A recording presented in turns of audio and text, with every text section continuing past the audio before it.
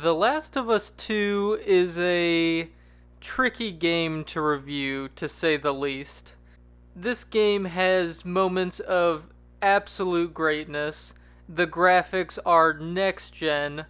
The gameplay, although simple, is so much more refined than the first, and it feels weighty, it feels brutal, it just feels good.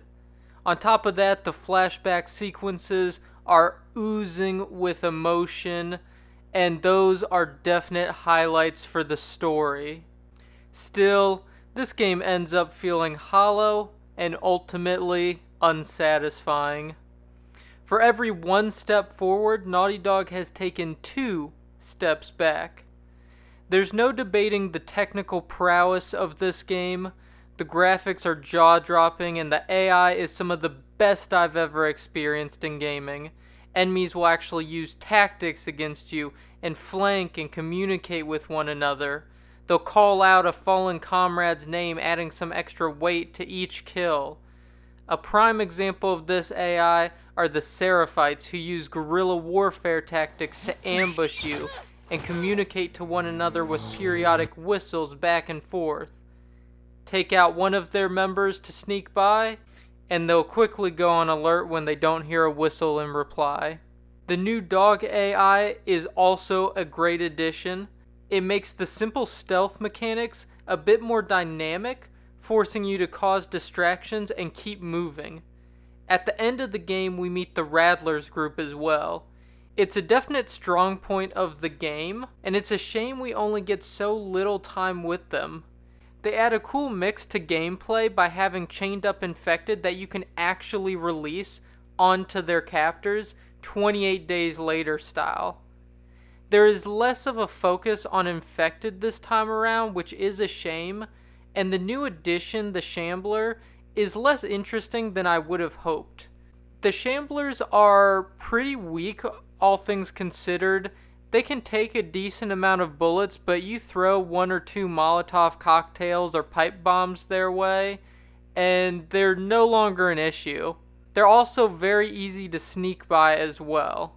The story and length are where this game truly fall apart though. This game is 25 plus hours long, and it did not need to be. A lot of it has you going on detour after detour that eventually feels like padding, and the basic gameplay just isn't interesting enough to carry that long of a game. Sure, you can prone and dodge now, and guns feel weighty as I mentioned before, but the basic loop of looting and stealth and combat just aren't enough to hold your interest for that long. The story here is a complete mess. From this point forward, though, there will be major spoilers, as I feel like I can't properly review this game without getting into spoilers, so if you want to skip to the final score, that timestamp will be on screen now. Okay, now with that warning out of the way, let's continue. I stayed away from the spoilers, so Joel's gruesome death at the hands of a sadistic Abby, whom he just saved, did legitimately shock me. That much was effective if shock value is what they were going for. Not so much that he died, or even at its vicious nature, but just at how early it happens. I knew his many enemies would eventually come back to bite him, but taking such an established character out of the core timeline so early on was a bold choice. One that I'm not sure paid off as well as if he had died later in the game. From there, we have our revenge plot as Ellie, which builds up to a climax at the aquarium where she kills a pregnant Mel. This seems to have snapped Ellie out of her search for revenge, and the crew and Ellie plan to journey back to Jackson, prioritizing Dina's health and pregnancy over revenge. It's very convenient, though, that Ellie drops her map at the aquarium for Abby to find, and that's a consistent occurrence. This game has a lot of plot conveniences and characters not acting as you would expect them to from what you know of them, from what you've learned of them in the first game, as well as even in this game.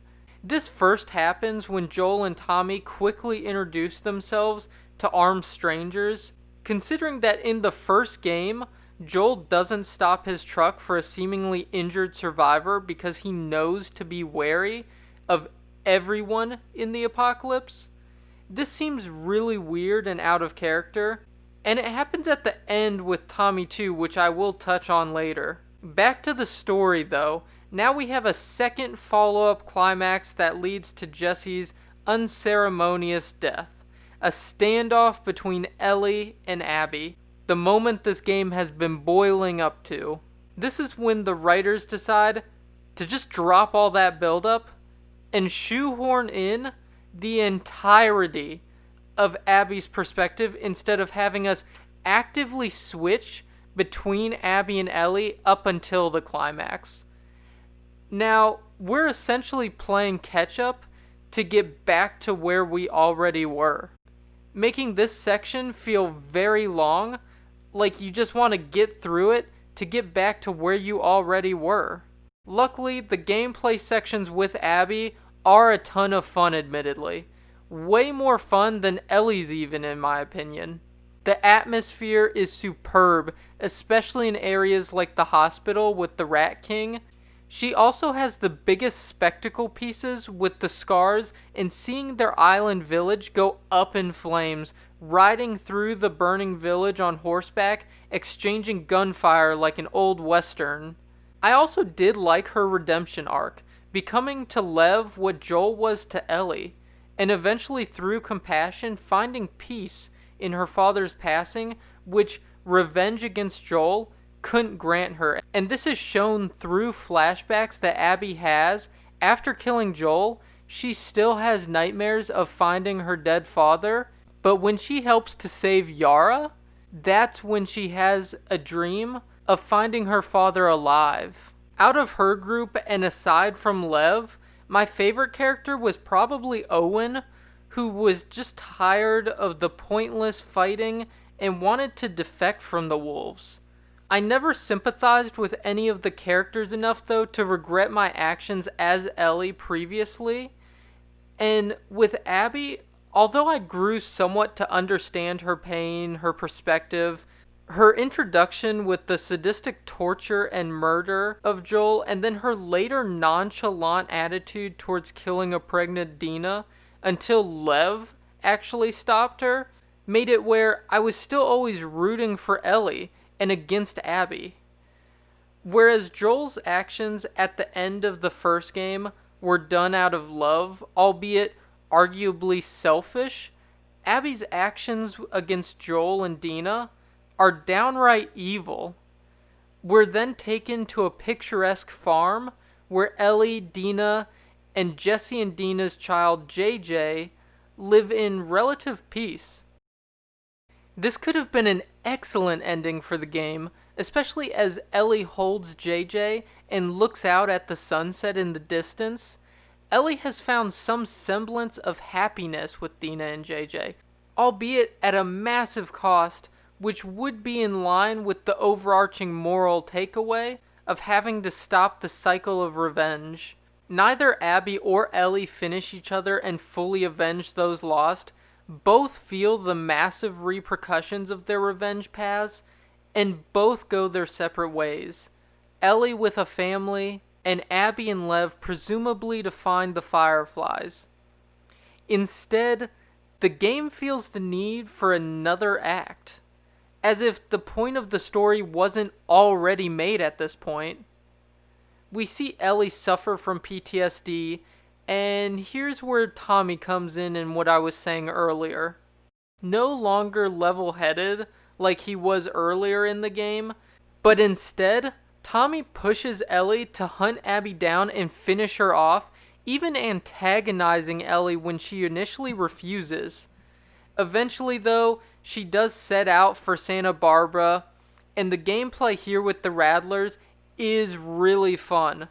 We eventually get to Abby though, and seeing her strung up on a beach at the hands of the Rattlers, physically we can see that she has been worn down by being enslaved by this group. Ellie then cuts her down, and after freeing Lev, she leads us to some boats. Here would have been another great point to stop the game.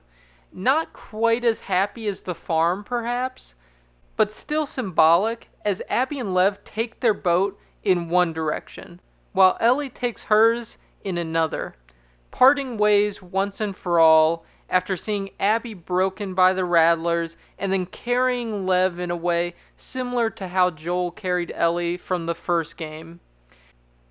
This could have been the point that Ellie realizes that Abby isn't actually this monster that's been haunting her all this time, but rather just a regular flawed person whose actions could be perceived as good, bad, or any shade of gray in between. In fact, there could have been a great opportunity to let the player here decide. Go separate ways or claim revenge against Abby after your 25 plus hour journey. There are plenty of games that pull off this type of player driven ending and then later on reveal a canon ending. This would have added some really great and meaningful player interaction and stirred up debates for years to come, similar to how Joel's controversial decision at the end of the first game stirred up debate. Instead of ending it here, though, we're actually forced to fight Abby after freeing her, and after having a flashback of Joel, we just let Abby go.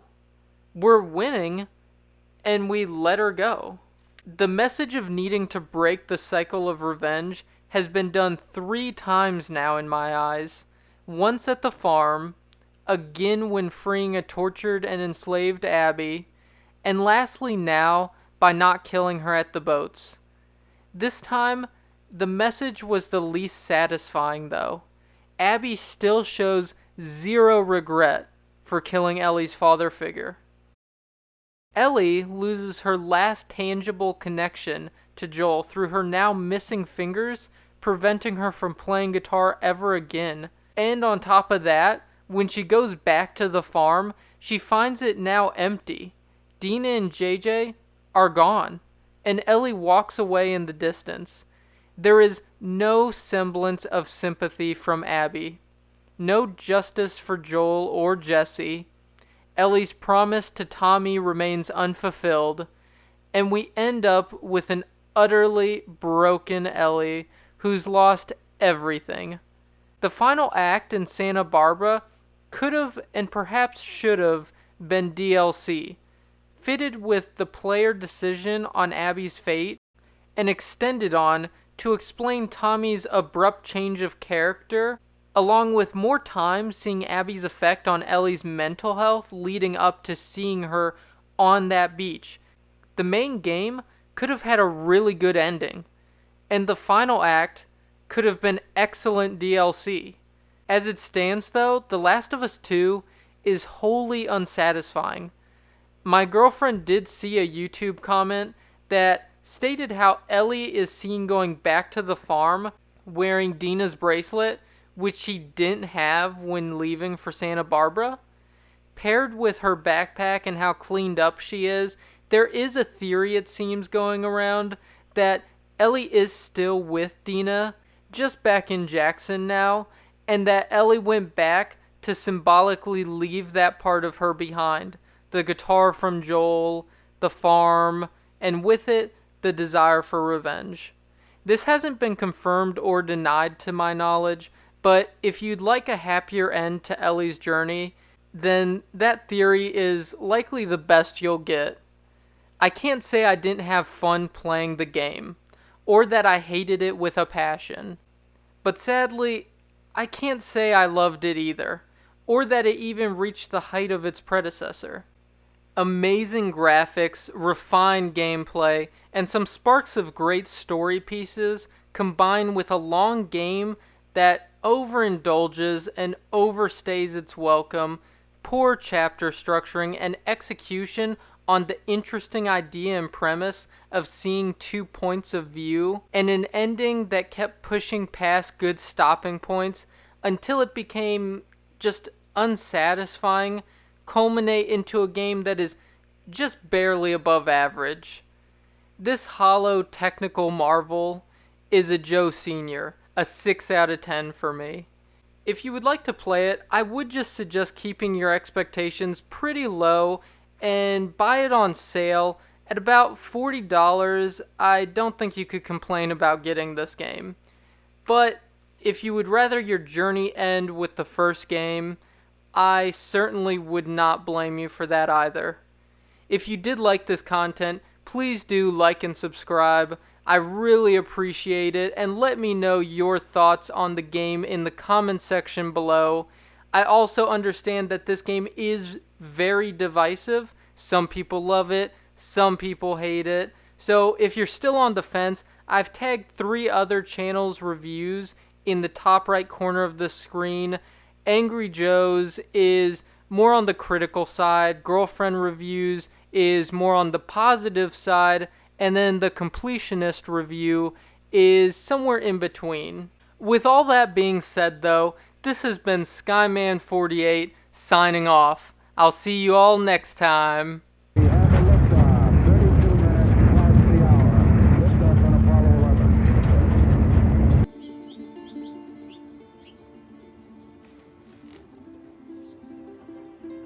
I do okay. Are you fucking kidding me? You're welcome, kiddo.